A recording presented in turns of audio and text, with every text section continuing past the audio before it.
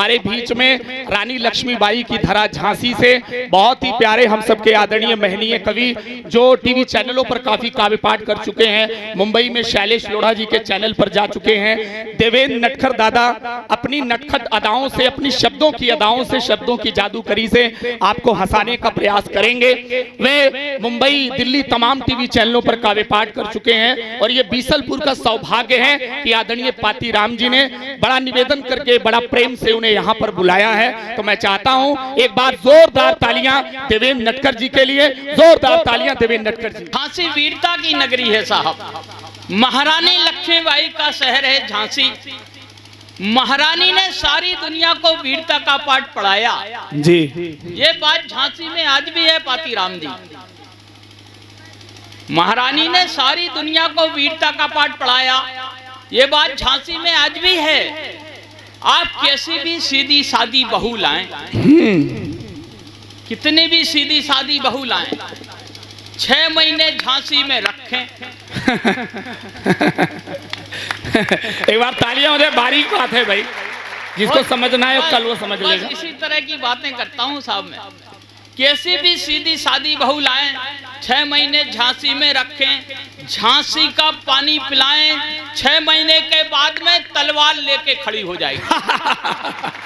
क्या मेरी घरवाली कहती है, नटखट उठ, खर खर मत कर।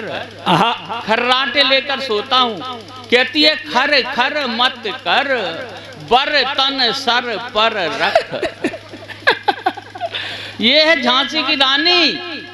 आप समझ रहे हो वीरता की बातें। हम अब ये मिश्रा जी वीरता की बातें कर रहे हैं, हम वीरता झेल रहे भाई साहब। अच्छा।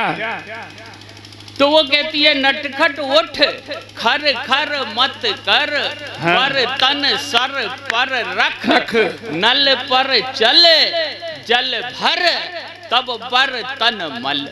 क्या बात है भाई, वाह। तो यहाँ ये स्थितियां हैं साहब। बहुत सी बातें हुई, बातों में कुछ बातें निकल के आती हैं, कविता हो जाती है साहब जी। बहुत बढ़िया संचालक है साहब, पिछले दिनों आगरा में मिले थे हमें। अच्छा। वो भी जूते की दुकान पर जी। इतना होशियार आदमी नहीं मिलेगा। आज का संचालक बहुत होशियार।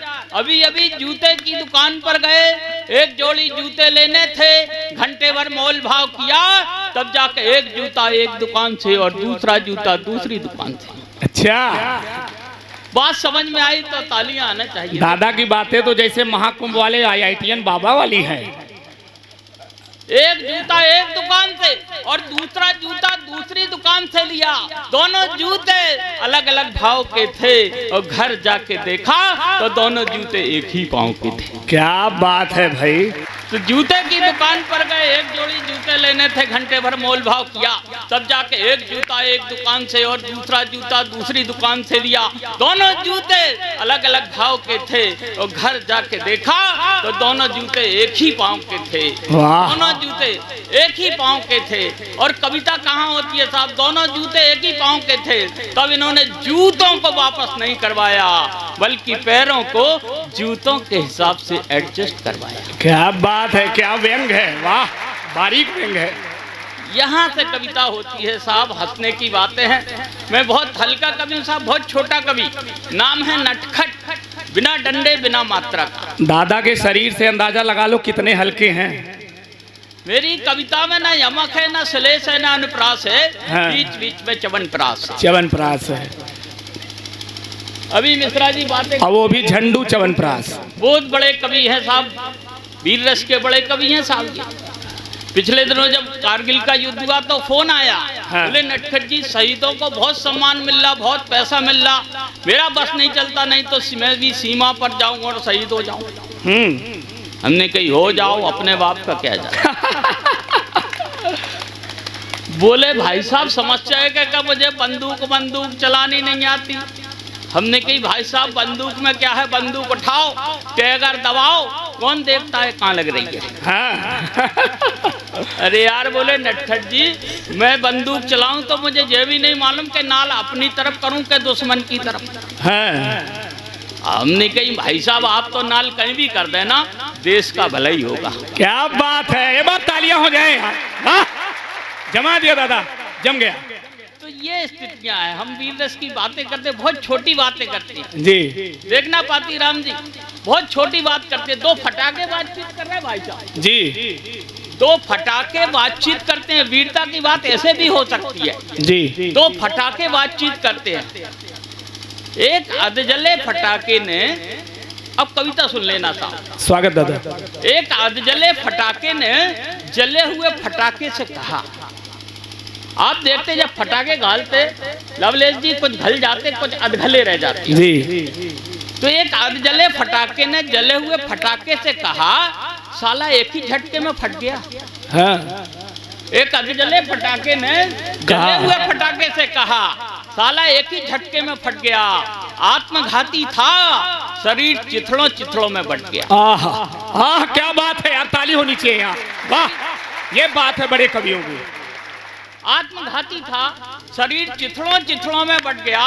अरे थोड़ी बारूद कम खाता, वो सलाह देता है, वो कहता है अरे थोड़ी बारूद कम खाता या थोड़ी बत्ती ढीली लगवाता। हाँ, वाह, हास्य का चिंतन है साहब जी। वो थोड़ी बारूद कम खाता या थोड़ी बत्ती ढीली लगवाता तो लोग फुस्सड़ी तो कहते,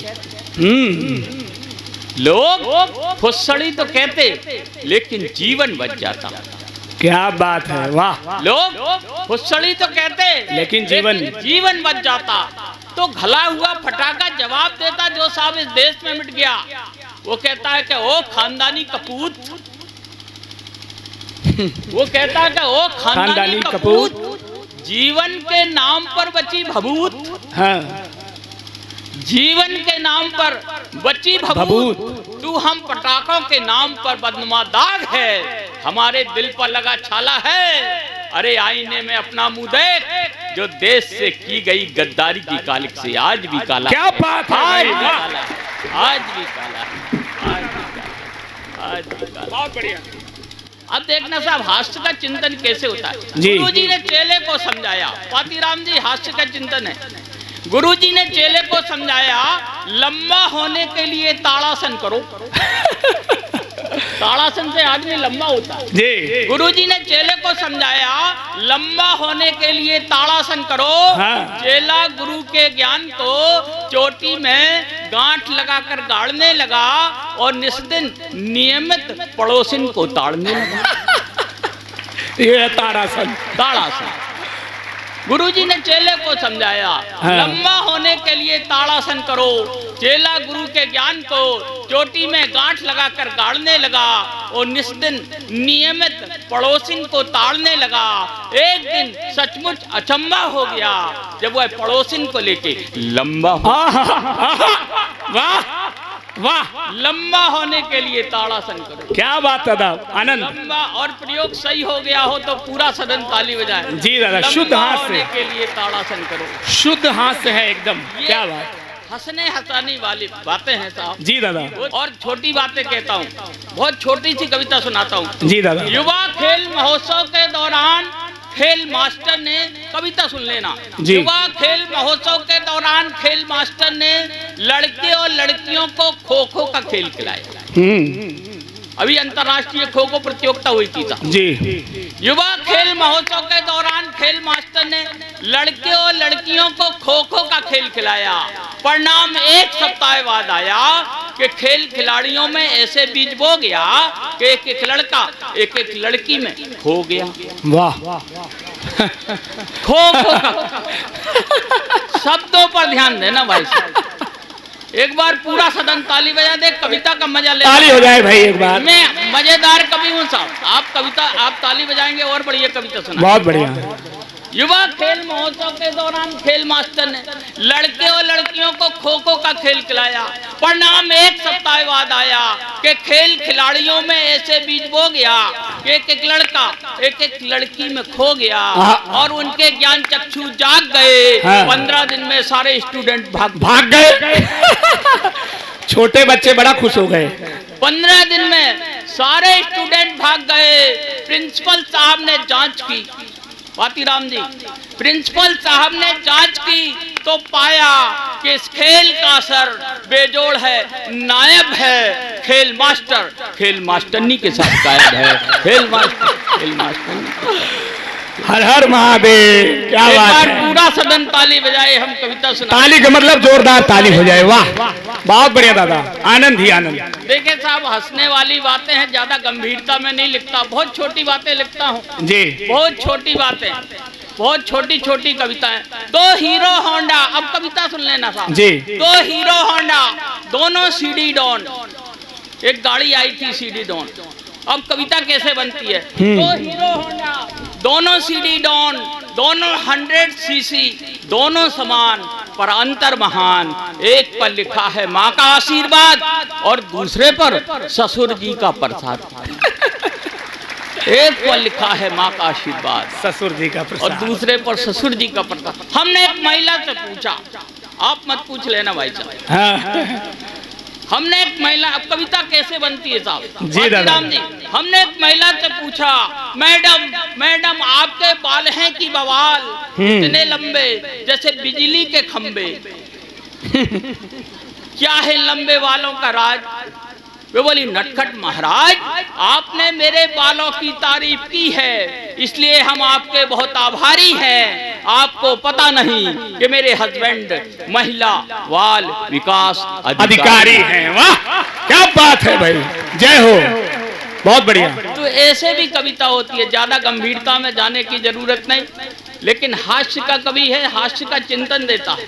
जी दादा। प्रैक्टिकल लोग बुलाए आपने आज साहब, इतने प्रैक्टिकल लोग, हमारे इंकर साहब बैठे हैं, शुक्ला जी बैठे हैं, सत्यम जी बैठे, मिश्रा जी बैठे। पिछले दिनों तो हमारे इंकर साहब झूठ पकड़ने की मशीन लेके आए साहब। अच्छा। और झूठ पकड़ने की मशीन ऐसी कि उसमें वजर फिट है, यदि कोई आदमी झूठ बोले तो मशीन बोलती पौ पौ, उसमें वजर फिट है भाई साहब, मशीन तुरंत बोलती पौ। अब जैसे ये मशीन लेके आए, लड़का स्कूल से लेट आया, लड़के के सर पे मशीन फंसाई, उससे प्रश्न किया कि उगरे लेट कैसे हो गया? लड़के ने जवाब दिया, पिताजी मास्टर साहब ने एक्स्ट्रा क्लास लगाई थी। मशीन बोली पौ पौ। अब तो बहुत गुस्सा साथ में आसमान पर। ये बोले, जब मैं तुम्हारी उम्र का सच पता कहाँ गया था? बोले, पिताजी फिल्म गए थे। बोले, कौन सी फिल्म? बोले, जय हनुमान। मशीन फिर बोली पौ। अब तो गुस्सा और साथ में आसमान पर। ये बोले, जब मैं तुम्हारी उम्र का था तो राष्ट्रभक्त की फिल्में देखा करता था। मशीन बोली पौ। बाप बेटे की लड़ाई में आदरणीय अंदर से आ गई। बोले, तुम बाप बेटे क्यों लड़ते? ये बोले, ये झूठ बोलता है। वे बोली, झूठ तो बोलेगा। बोले, क्यों बोलेगा? बोले, लड़का आपका है। मशीन बोली पौ। तो स्थितियां हैं साहब, स्थितियों के बीच बात होती है, कविता हो जाती है, बाकी कुछ नहीं है साहब। एक बार पूरा सदन ताली बजाए, एक कविता सुनाता हूँ। बहुत बढ़िया दादा। एक आखिरी कविता सुनाता हूँ, नमक। जी दादा। रोज खाने में आप नमक खाते हैं साहब जी। नमक पर कविता पहली बार सुनेंगे, ये मेरा विश्वास है। बिल्कुल दादा। 2 मिनट का समय चाहता हूँ, पूरा सदन ताली बजाए तो हम कविता सुना दें। एक बार तालियां हो जाएं। वाह। कि हर इमिटेशन रतन अब हो गया है। हाँ। हर इमिटेशन रतन अब हो गया है, स्वार्थ का साधन पतन अब हो गया है। दोष है सरकार का न समाज का, व्यक्ति का नैतिक पतन अब हो गया। क्या बात है भाई, बात वाह। देखिए, बात हमें लगती है जब ताली आती है आपकी। एक बार पूरा सदन ताली बजा दे, अपन कविता सुना दे। क्या बात है भाई, वाह, बहुत बढ़िया दादा। पहले का आदमी, पातीराम जी, चिंता की बात करता, चिंतन की बात करता हूँ जी। पहले का आदमी नमक हलाल था। पहले का आदमी नमक हलाल था। पहले का आदमी, लोग कहते पहले बड़े अच्छे लोग हुआ करते थे, कि पहले का आदमी नमक हलाल था, जिसकी खाता था उसकी 100% निभाता था। जिसकी खाता था उसकी 100% निभाता था। आज का आदमी नमक का दलाल है, जिसकी खाता है उसी की गर्दन पर उस तरह चलाता है। आहा, क्या बात है। बात है तो ताली आना चाहिए। बहुत बढ़िया। बातों में बातें निकाल की कोशिश करता हूँ। जी दादा। आज का आदमी नमक का दलाल है, जिसकी खाता है उसी की गर्दन पर उस तरह चलाता है। ये बात सत्य है नहीं झूठी है। 50% नेताओं की कमर उनके चमचों से टूटी है। वाह 50% नेताओं की कमर उनके चमचों से टूटी है। इस बात का मलाल है, इस बात का मलाल है, आदमी बदला है, बेचारे नमक का बुरा हाल है। वाह वाह आदमी बदला है, बेचारे नमक का बुरा हाल है। पहले का नमक 54 किलो दोस्तों जो हमारे बाप दादाओं ने खाया, तब कहता हूं कि पहले का नमक 54 किलो मिट्टी युक्त और अशुद्ध था, और खाने वाला आचरण में गौतम था, गांधी था, बुद्ध था। क्या बात है। पहले का नमक 54 किलो मिट्टी युक्त और अशुद्ध था, और खाने वाला आचरण में गौतम था, गांधी था, बुद्ध था। और आज का नमक ट्रिपल रिफाइंड, और आज का नमक triple refined free floor with iodine है। और आदमी पहले से 3 गुना ज्यादा कमीन है। वाह ये गिरावट बहुत अच्छा। और आदमी पहले से 3 गुना ज्यादा कमीन है। वह मतलबी है, मजहबी है और मौका परस्त है। कोई पपलू में तो कोई पौआ में मस्त। क्या बात। याद करो महात्मा गांधी जी ने नमक का आंदोलन चलाया था। वो नमक जिसने भी खाया था अपने सारे सुख दुख भूल गया था, और हंसते हंसते फांसी के फंदे में झूल गया था। वाह क्या बात है। दोस्तों ये बात रही होगी, मेरे मित्रों ये बात रही होगी बीसलपुर के दोस्तों, कि उस मिट्टी वाले नमक से भारत माता की चरण रज हमारे रक्त में मिल जाती थी, जो हमें राष्ट्रभक्ति और वतन परस्ती का जज्बा जगाती। वाह वाह। इसलिए हे नमक बनाने वालों, हम 2 रुपए की चाय कम क्या, चाय पीना बंद ही कर देंगे, लेकिन आपसे भी अनुबंध लेंगे। कोई ऐसा नमक बनाओ जिससे देश में एकता, सद्भावना और सांप्रदायिक सौहार्द का भाव फूले फले। और इस आदमी के कारण कम से कम नमक को तो गाली ना मिले। नमक को तो गाली ना मिले।